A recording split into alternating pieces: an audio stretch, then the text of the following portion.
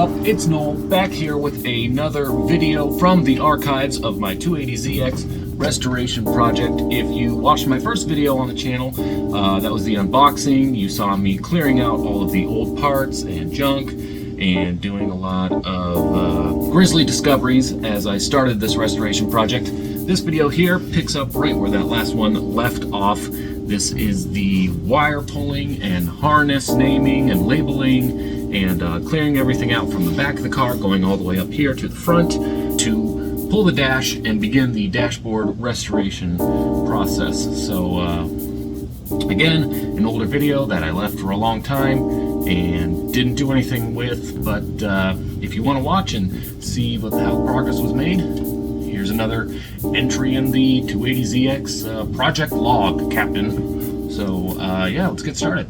Okay, picking up back in 2021 here, where we left off. I've got all the glass pulled out and a bunch of the exterior parts, getting going on the wiring harness.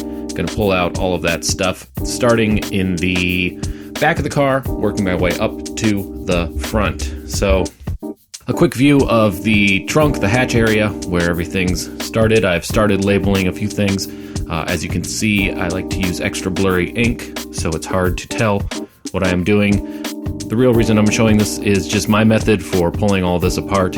What I do is pull out the main parts and then label the connections on both sides, because I want to know where it connects from the harness to what component it attaches to, and then where that component was in the car.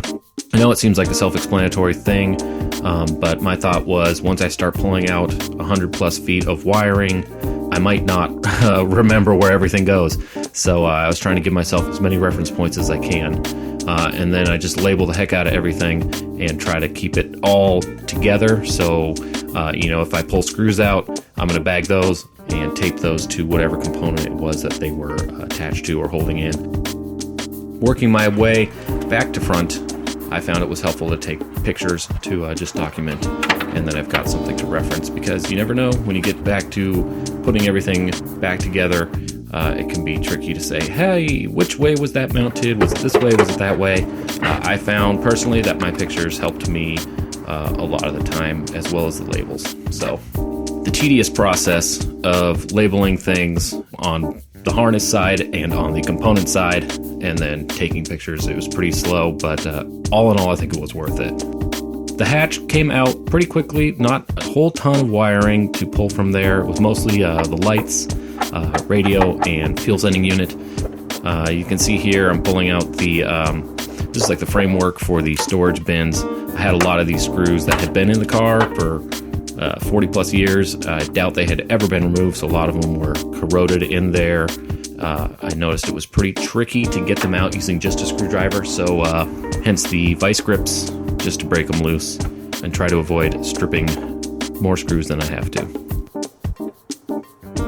You can see there, I'm pulling this out because I want to get access to as many little corners of things as I can. A lot of rust down there in those spots, and just more crud, more random things. Little toy motorcycle, a golf tee. I think there's more mice, bones and stuff like that.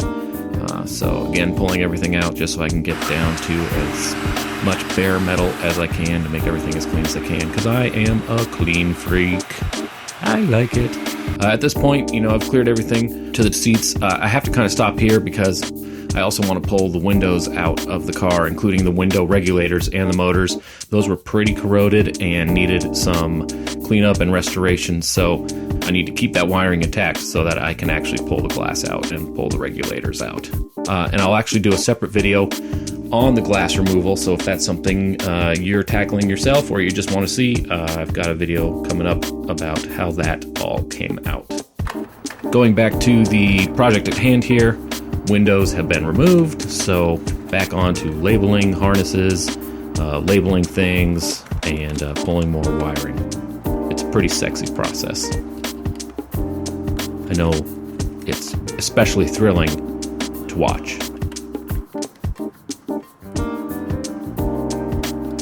Literally labeling everything I can think of, everything I come across. I don't even know all the correct actual names for everything at this point, but I figure if I label everything consistently, if I label the harness and I label the item, then theoretically I should be able to get everything back together, because in this case, this is just all going back one-to-one, right? I'm not swapping this out at the moment for a bunch of new parts or upgrades, stuff like that. I'm just pulling it out to clean it up and then put it back together.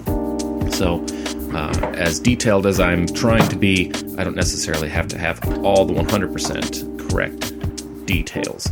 I just need to give myself enough reference points.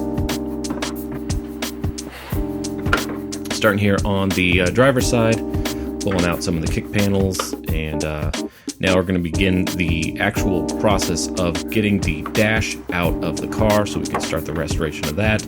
That starts with the stereo console here, assuming you've already removed your center console, because you will need to pull that if you want to get access to these parts.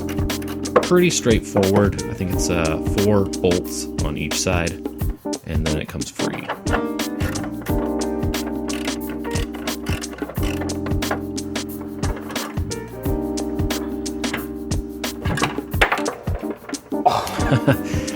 If you are in a situation like me where you don't have any carpet in the car, be mindful of the holes up there in your footwells, because of course the bolt dropped and went down that hole.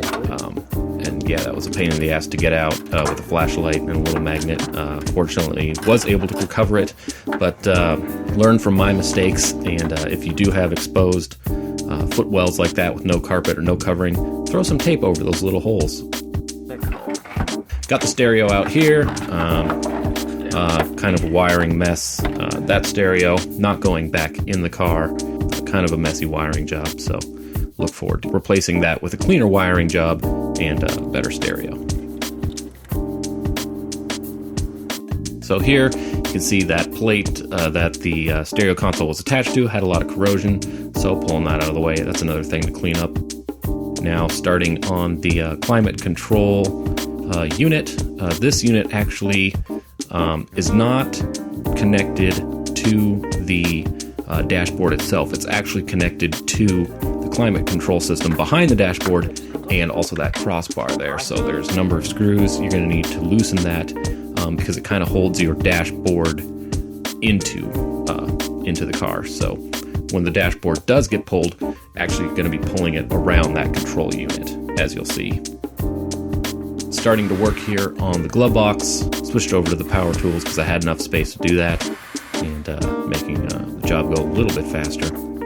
Pretty easy to get that out. One trick here, once you've got all your screws out, the glove box actually does kind of fold down there on that crease in the back.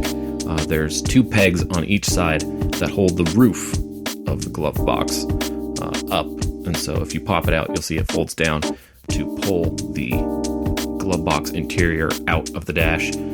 If you try to pull it out without just popping out those pegs, you're probably gonna rip it or break it, so be mindful when you're doing that, and finesse it. And it comes out pretty easily. And there's a close-up of those pegs. You've got one of those on each side. Alright, making progress here. Time to start pulling the steering column is the next to go, top and bottom. I was probably missing screws. If you've got a fully intact car, you're probably going to have more screws than I did. I think I only had like 4. They're all accessible from the bottom. Again, be mindful of the holes in your footwells if you don't have those covered up. Okay, once you got the top off, the master switch for your hazard and turn signals is wired to the top of that, so just have to disconnect it real quick and label it so I know where it goes.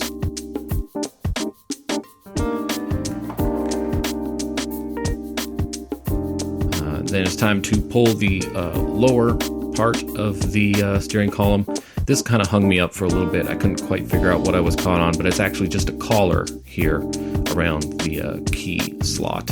It does pry out. Kind of tricky to do it one-handed, but it does just come straight out, and once you get that loose, you can remove that lower steering column cover. And you can see there how that collar just fits around the key. A little more uncovering here, some wiring. Looks like, I don't know what happened, but something melted. Something wasn't wired correctly. Previous owner kind of patched it back together. Another wiring job I'm going to want to clean up and probably fix, redo. Not to mention just a probably potential fire hazard. So now the process of removing the dash. There's going to be 4 screws along the top. You got to pull the covers off to get to those, but actually, according to the instructions I saw, don't pull those first. You want to start underneath the dash and remove those screws last. So those will kind of hold everything in while you're working underneath. Down here again, there are 4 bolts or screws just to loosen up.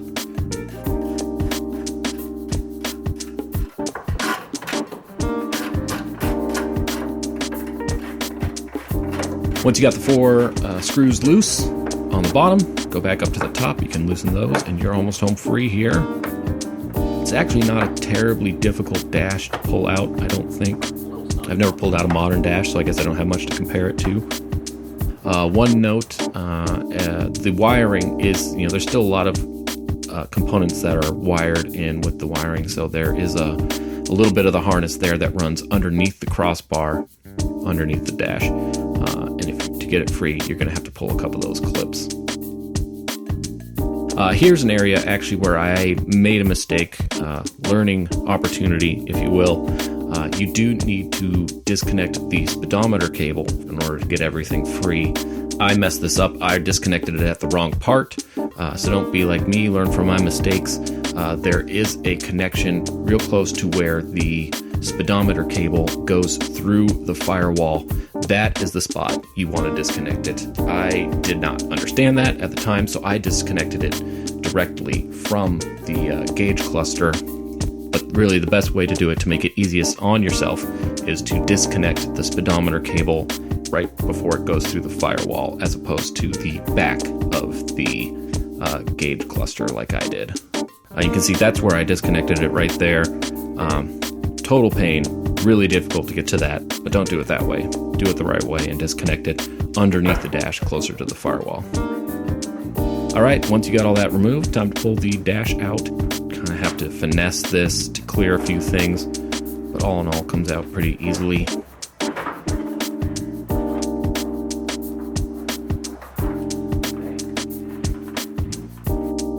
Mind your fingers, because I hooked myself and it hurt. Again, learn from my mistakes and try not to bleed all over everything. And dash comes free, so there you go. We have cleared the harness from the car and the dashboard, and now it is time to start accessing all of the climate control behind the dashboard. That'll be another video. There was just a lot of mess that rats had left behind there. There was like nests and chewed up wires and chewed up padding and stuff like that. So that was a project that I needed to get to, and I'll continue to explore that in a further video. For now, you can see the car clear out continues. So hopefully you found this video informative or at least entertaining. If you did, hey, let me know in the comments, and I appreciate you watching. Shameless request for thumbs up and subscriptions here. But that's about it for this part of the project, and hopefully you enjoyed it, and go fuck yourself.